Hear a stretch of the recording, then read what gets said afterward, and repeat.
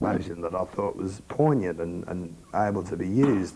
Instead of staying with that conversation, I'd move directly away to another conversation and see if I could find a line that would go along with that, but make relevant sort of connotation to the previous line, but it would actually be a completely different conversation. And a lot of people are saying, oh, are you surreal, or are you trying to be sublime? What do you write about? Okay, well, I write about a lot of different things. I always wanted to be someone that could write in a format that was involved with what was happening in the press and what was happening around the world. But I found the harder I tried to really be appropriate in what I was writing, the more further away I was getting from the subject. So I decided to write about my own personal emotions, which I suppose most poets do. But one thing I think I've managed to do, or I hope I've managed to do over the past few years that I've been writing, is to encompass the feelings that everyone would have about a certain subject or certain issue around a time that was, you know, it could be post-adolescence, it could be old age, but somebody around any age could grasp hold of a concept that I was writing about or speaking about or singing about, because I've released a couple of albums and stuff like that, that they could grab hold of and say, I can really relate to this lyric or piece of prose or poetry that this guy's written. And that's my main aim. It's not, I don't write, I mean, I've met a lot of people that write poetry for only themselves and they keep it all in chests and all that sort of stuff. I've been the sort of guy that wants to put it right out there and not put it in your face, but get it out there and get it heard, because I thought, well, if I've spent so much time writing it down, I might as well share it. So that's mainly what I've done with my poetry. And I have a few people who've been influenced in the right way by what I've written, you know. Can you tell us a bit about the poems you're going to read for us tonight? Well, some people might be shocked, some people might be surprised, but I mean, when I was talking about earlier about different poems that I'd written in the early course of my career being too sort of bleeding heart and people putting me on a course that was more or less satirical, I've got that to offer tonight, a couple of sentimental poems which I'll announce as they come about, and I've got a special tribute to Johnny O'Keefe to perform at the end of the show, because even when I first started, the biggest influence I ever had was Johnny O'Keefe. Thank you all for coming down. I'd like to welcome to the stage now Johnny Rock. Thank you very much, Chelsea. Well, I'm the sort of poet that sacrifices his popularity for the sake of art, and my foes can't stand my self-portrait. I'm going to do a show for you entitled Confessions of a Lonely Man, and a lot of you may be wondering where that could start. It would probably have to start with one of the first poems I ever penned back in about 87, entitled Underpants.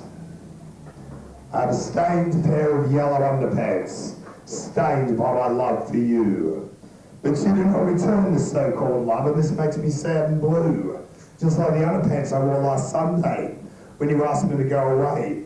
I wanted your hand down the front of my underpants so we could have a jolly good play, but you didn't.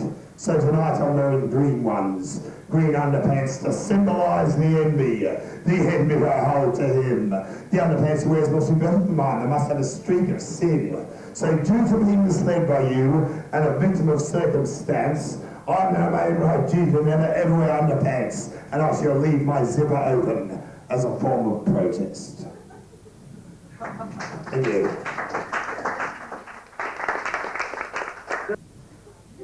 I saw her walking down the avenue. She was wearing red. She says, I love your sly grin, love your hair. So how's about going to bed? She said that we could party and she'd keep me up all night. She said, you got no need to worry, I've got protection, it'll be all right. She said, let's party, so I did. And I'm glad, oh so glad. For it was the greatest night of sexual sin that I've ever had. The next morning when she awoke, she said that all her dreams had come true. She said, my virginity is finally broken, and it's all thanks to you. I said I was also happy, and that I'd had a really good night. I said, I'll put it bluntly, breaking you in was out of sight.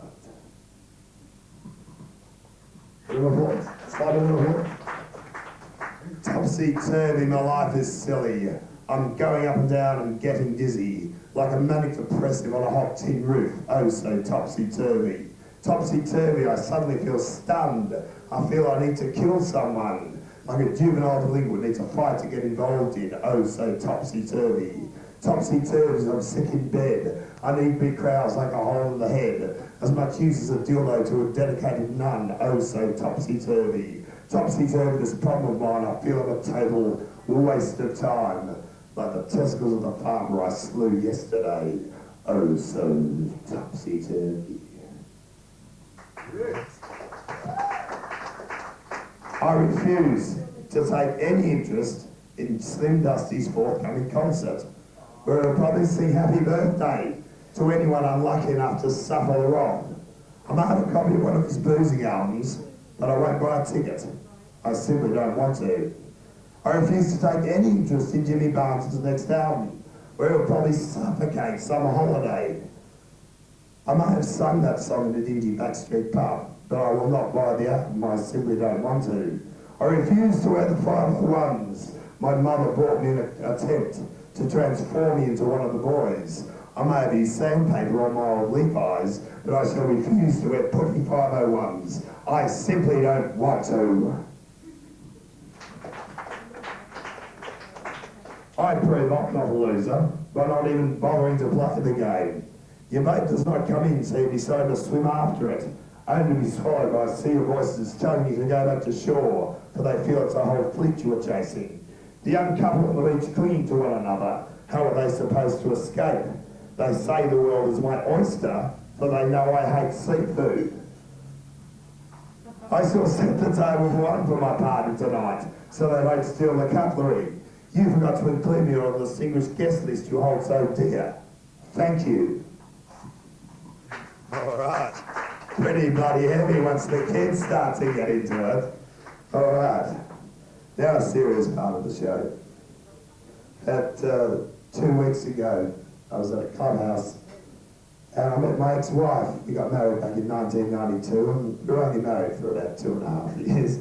But I'd like to change the style of poetry and bring forth a poem that I wrote when I was very, very young. But I used this particular poem on the day that my ex-wife and I got married. I think it still stands true as being one I believe in. I'd like to try it out on you, and I humbly gave the title Love Poem. Once in my life was a desert, no sign of rain. I sat alone in depression, and all I felt was pain. But now a feeling of passion is etched across my face, for now I have the comfort of your warm and soft embrace. Your guiding hand will lead me into a world of bliss, the comfort of your words and the softness of your kiss. You're everything in the world to me, I hope you feel it too, for together we can conquer this world, just me and you. So take me now, my darling, and hold me in your arms. Let me feel the magic of all your loving charms. And let me make this promise to all the stars above, to only you, sweet angel, I dedicate my love. Thank you. I've sent a Valentine's card to myself this year in an attempt to win back the heart she so viciously stole from me. But what use is a heart torn to shreds by a woman whose vindictive ways have now crippled my very soul? Yet I know this day in February is nothing more than a superficial day, when those who prosper in breaking hearts raise their smug voices in victory.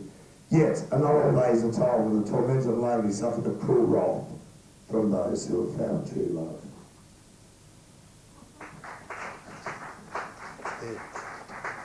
Plus, getting together in a group as we had tonight, performances and people just having tea and people that are in the know and Channel 31 being here, getting together in a pretty relaxed environment sort of brings a friendly sort of atmosphere, I'd say. And it's a time when you look at people that you may be inclined to sort of, call your friend, and you think, if I was to ever write a poem that would subsidise how I feel towards this person as a fellow human being, as another artist or another person that I have a coffee with. I have written a poem which was inspired by a girl with cerebral palsy that I used to know about 6 years ago. It goes, when the sea of life gets rough and wild, You need a helping hand. Someone who'll be a guiding light and there to understand. The world can make you hollow, yet a friend can make it shine. They make a sense of security and don't leave you behind. So if you're in trouble or in need of something strong, find a friend to talk to and see how you belong. A bond that can't be equal is a bond that never ends. So when things in life are special, please share them with your friends. It goes out to all you. Thank you. And find yourself thirsting for more, you can join Poetry in Perth in celebrating National Poetry Day on Tuesday, September the 7th, down at the front, which is on the corner of Newcastle and Beaufort Street, and that'll kick off at about 7 p.m, go through till about 11, and that's going to be a feature of local poets, probably about 12 to 20, and there'll also be an open mic there, so you're quite welcome to come.